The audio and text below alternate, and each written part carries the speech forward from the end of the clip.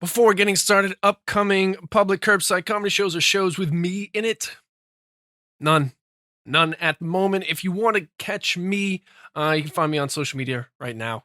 Connor underscore Kwiecień across social media. That is Connor underscore Kwiecień. Other than that,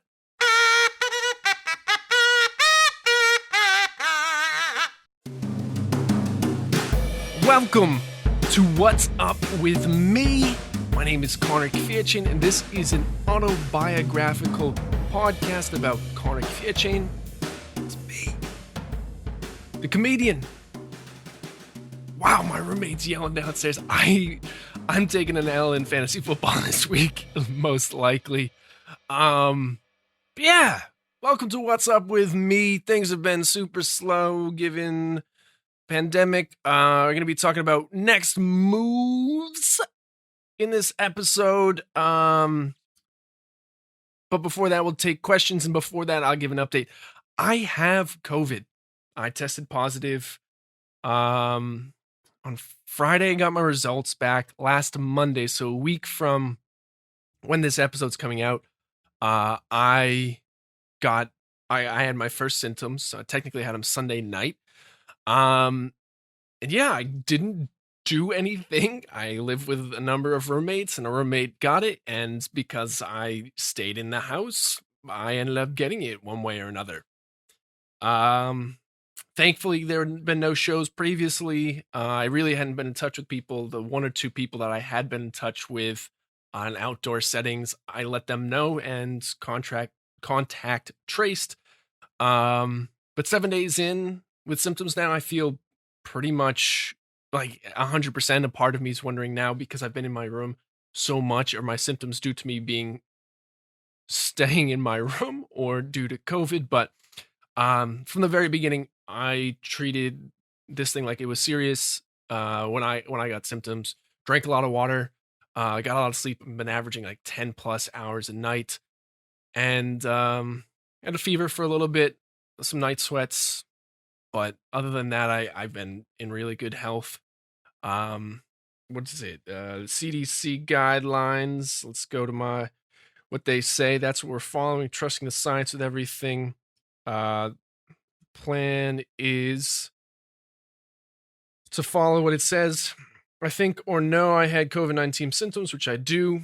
And you can be around others after 10 days since symptoms first appeared, and 24 hours with no fever without the use of fever-reducing medications, and other symptoms of COVID-19 are improving. With a little asterisk, and the asterisk says loss of taste and smell may persist for weeks or months after recovery and need not delay the end of isolation. So we're closing in on 10 days. I don't have a fever. Obviously, this thing can go up and down, so I'm trying to stay good. Stay on top of everything with a lot of fluids. And then I plan on taking a few extra days in isolation just to make sure I'm not spreading anything. And then of course, when I go back out in public, wearing a mask, doing all that stuff. But I really have no sense of smell. I have, let me see, where is it? This is apple cider vinegar. Apple cider vinegar. I got it here. It's good for drinking sometimes, good for different things. It's a nice toner at times. I haven't used it like that for a while, but here's a full-on whiff of apple cider vinegar. Nothing. I can't smell a thing. Taste. I have equally limited taste, but I'm still hungry. And I've actually found it a lot easier to eat well. Like my body, I don't have cravings for certain things because I can't really taste them. It's more just like sustenance. So yeah, I have COVID. I'm doing what I should be doing. And I feel pretty good overall, and I'm thankful that as far as I know, not spread it to a single person. So this COVID, wherever it got to me, should end here. Yeah. Yep. COVID. Yikes. Take care of yourself. Be smart. Like I said, didn't even leave my house, and I got it. So you never know. Be extra careful, extra careful, especially with the holidays coming up. Um, Questions. Yeah, I got one question. It was 2 weeks ago, or I guess it was almost a month ago that I got the question. And it was from Daniel Butler, who's a very funny comedian in the New Hampshire scene. I think he's moving to New York. Um, but he asked me, did I ever think about booking Alex Williams on a curbside comedy show? And Alex Williams is another comedian from New Hampshire, very funny. Alex was really the first person to welcome me into the New Hampshire scene. I tend to stick to myself. I tend to do my own thing. I was at a mic one night and I was just writing in my notebook. He's like, "You got to put that notebook away. Come on, let's you know be a part of this whole thing." And I had been in Florida before that, and so I just kind of stuck to myself there. So it was really nice that he was very welcoming into the New Hampshire scene. Um, he's very funny. He's so funny. He's like he can. He's one of the most creative people in that I've seen. New York, New Hampshire, otherwise. Um, the question is though, do we think about booking him? And I'll extend the question to: do we think about booking anyone else for curbside comedy? And that was the question that Trevor and I asked ourselves right away. And initially, we thought, yes, we're going to bring more people in the future. And then we thought, no, it's too complicated because we're working with two schedules, and then we're trying to limit exposure for ourselves and for other people.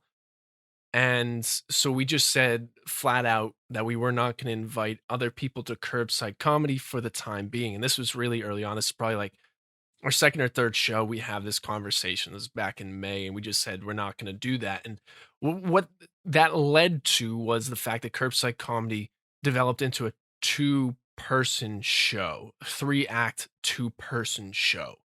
And so it wasn't really a business.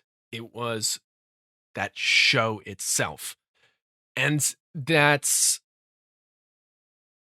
kind of how we marketed it too. It was like, hey, you can get Trevor and Connor, and we're coming with curbside comedy. So we didn't really think about bringing anyone else in. Alex would have been at the top of my list. He was one of those people like closer to when I thought about inviting New Hampshire people. There's a few other people like Reed Chuda, we've met up a few times in New York. Dan was also on that list. But we just kept things simple at the beginning. But so I guess that's the answer. No, we didn't think about it outside of the first couple shows when we just said we're not going to bring in anyone for the time being. We ended up bringing one comedian into a public show, and that's because we were given a larger time slot than we normally do. It's normally an hour-long show, and then we had a 90-minute slot that we wanted to fill. And Trevor wanted to bring in a comedian that he knew, Steve Bjork, and that's the only time we brought someone in, and it was a special circumstance where we were gifted this 90-minute slot, and we were like, uh-oh, what do we do now? Yeah. But things are changing, right? The last time I did What's Up With Me, I was saying, kind of teasing, like, hopefully by next episode, a lot of stuff's going to be figured out. Obviously, having COVID, things are very different. Got to be extra secure, making sure I'm not putting anyone else at risk for a few extra days. So it slowed my plans, but I will be signing a lease after this comes out to move to Tampa, Florida. I'm moving to Tampa, Florida because I want to bring the business, not the show of curbside comedy that wasn't bringing other people, but the business of curbside comedy to Tampa, Florida. That was a decision that was actually made a really long time ago in my head, but I didn't put it into execution until more recently. I didn't want to talk about it until things came together because there's so many moving pieces, and I'm the type of person who's going to say something and it doesn't really matter if it happens. I'm going to try and will it into existence over here, and I don't really care. I do care, but sometimes caring is enough to make it a reality. But now ducks are in a row.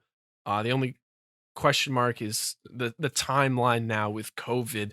But moving down there, I've been doing a ton of work about around the business of curbside comedy and what it actually looks like, because um I believe I've said it as long as this podcast has been around. I think curbside comedy is so much more than what it has been, but there's a lot of moving pieces that need to be figured out. And obviously, one of the pieces is where it'll be in the winter, because you can't do outdoor, safe, social distance shows.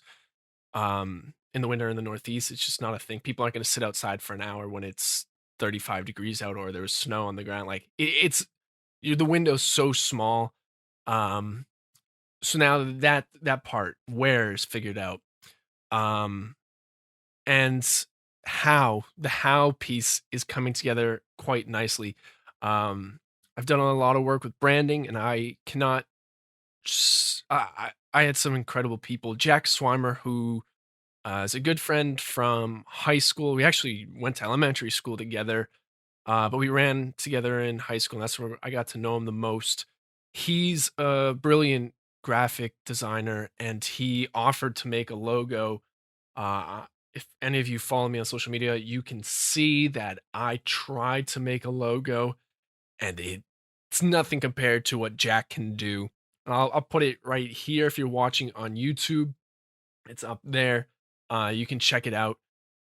And with that logo, with the branding, I got in touch with another friend. Her name's Amber Schottke, who's a web designer and a graphic designer, and I had her help me put together a website that'll allow people to go to curbsidecomedy.org and then just learn all about the business of curbside comedy and book right there in a really convenient way.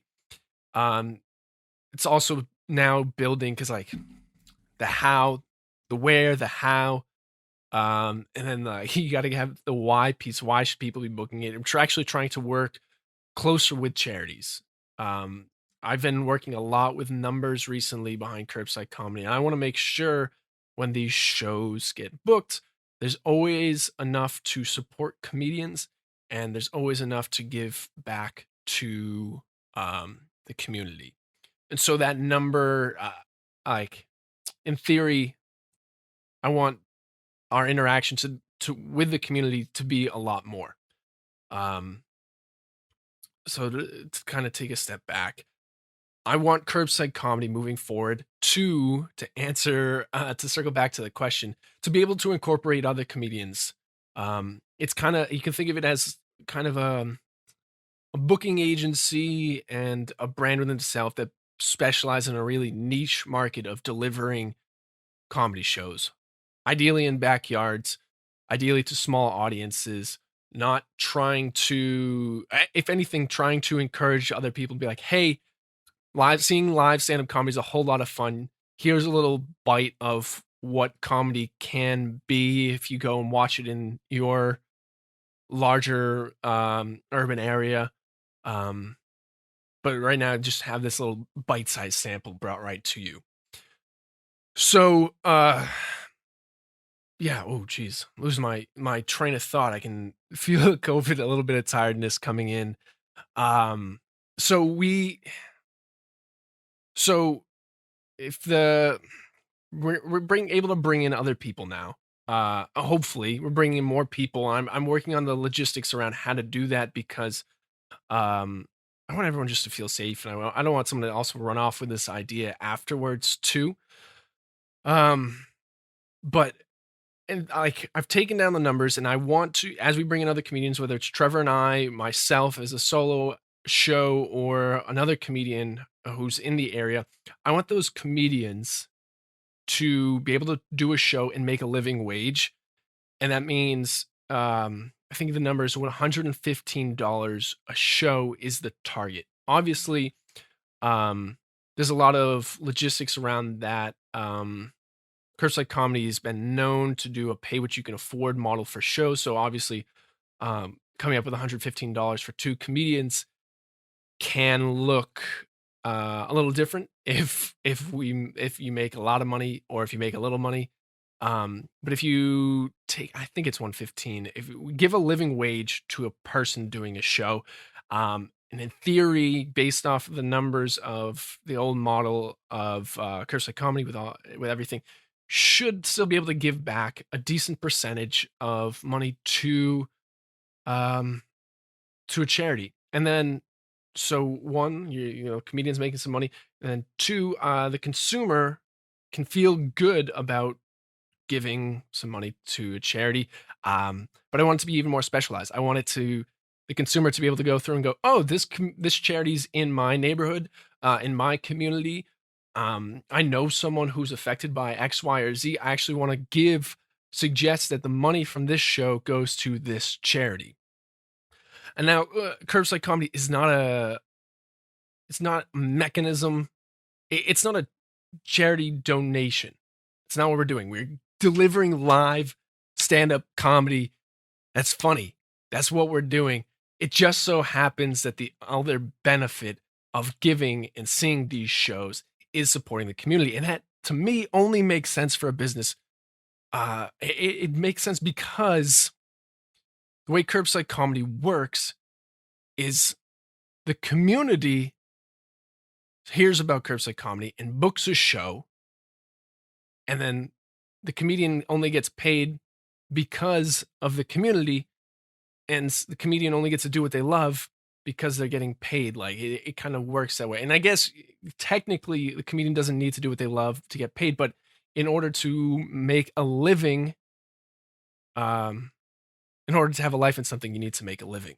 So what you actually do, and why it makes sense to me to always be giving to charity, is if you flip that model, if you flip it around, you go, okay, well, the comedian was only able to do what he loves to perform because of the community.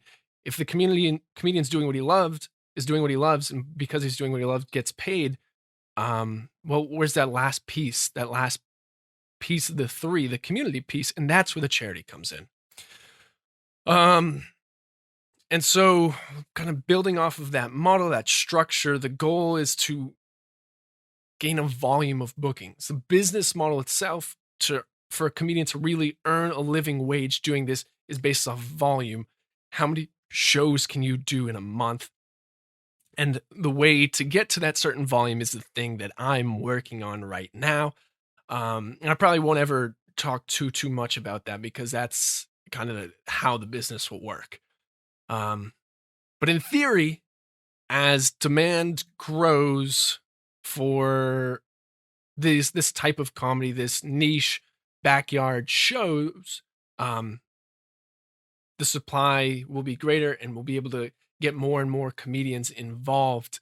Exactly how that'll happen is going to be a little bit of a question mark, but hopefully with that response, you can see how curbside comedy went from this thing where Trevor and I said we're not going to invite other comedians in at the moment because we're a show. This is our show. This is how we do things. And now curbside comedy is becoming this business of how comedy's delivered directly to people and what kind of format these shows will be and kind of where the money goes. And then hopefully as it all gets smoothed out, it'll be the consumers will know that this institution, this type of thing exists, and it'll continue to get faster and faster, more velocity of bookings. And then there's a whole lot of room for comedians who are hilarious, like Alex, like Dan, like Reed, to make some money doing what they love. Yeah.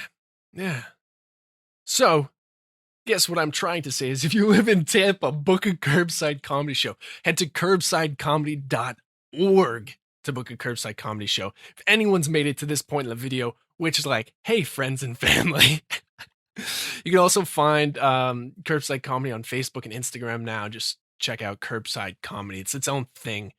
And then there's going to be more promo stuff coming out with it. Yeah. All right, what's up with me other than having COVID, getting a little distracted in the beginning and giving away a decent number of business secrets? Because in theory, like, if more people do this, I mean, it's obviously a business I'm developing and I feel passionate, I feel protective of it, but like if it allows me and other people to perform more, and that's the goal moving forward, if it works and more people are doing it, in theory, it should raise all ships. As like Maxim Allen, my good friend in New York, says, he believes that in the world of stand-up comedy, a rising tide raises all ships. I believe that too, and so hopefully that's what we'll see. What's up with me though? I think I finished Harry Potter and another book since the last time I was on. I've read Fight Club. I'm gonna start. Yeah, I read Fight Club. It was really good. It's actually way darker, way more graphic and sexual than the movie. But it's, for anyone who hasn't read it, definitely worth reading. It's not too long of a read. I'm on to Catcher in the Rye now, trying to read a whole lot more because I'm just like stuck in my room. Other than that, like working on graphics, trying to write. I